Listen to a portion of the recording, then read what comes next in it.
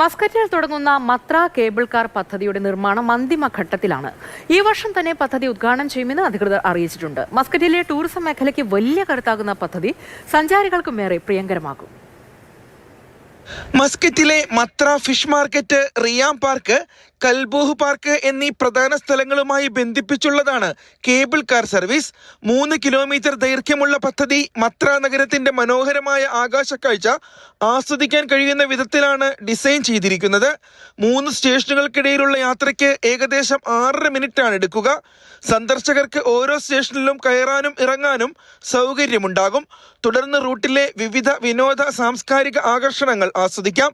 Mountain top സ്റ്റേഷനിൽ open air theatre, dining ഔട്ട്ലെറ്റുകൾ തുടങ്ങിയവയുണ്ടാകും. മത്രയിലെ കേബിൾ കാറിന്റെ വർക്ക് ഏകദേശം അടുത്ത മാസത്തോടുകൂടി ഓപ്പൺ ആവുമെന്നാണ് വിചാരിക്കുന്നത്. നമ്മുടെ ഇവിടെ വ്യാപാരികളൊക്കെ അതിന്റെ പ്രതീക്ഷയിലാണ്.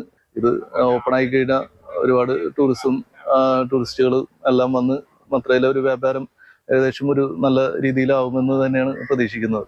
8 യാത്രക്കാർക്ക് വരെ കയറാനാകുന്ന വിധത്തിലുള്ള എയർ കണ്ടീഷൻ ചെയ്ത 18 ക്യാബിനുകളാണ് കേബിൾ കാർ സംവിധാനത്തിൽ ഉണ്ടാവുക. കൂടാതെ 2 VIP ക്യാബിനുകളും ഉണ്ടാകും. മത്രയുടെ ടൂറിസം രംഗത്ത് വലിയ മാറ്റം കൊണ്ടുവരുന്ന പദ്ധതിയുടെ നിർമ്മാണം അതിവേഗത്തിലാണ് പുരോഗമിക്കുന്നത്. Mathrubhumi news, Muscat.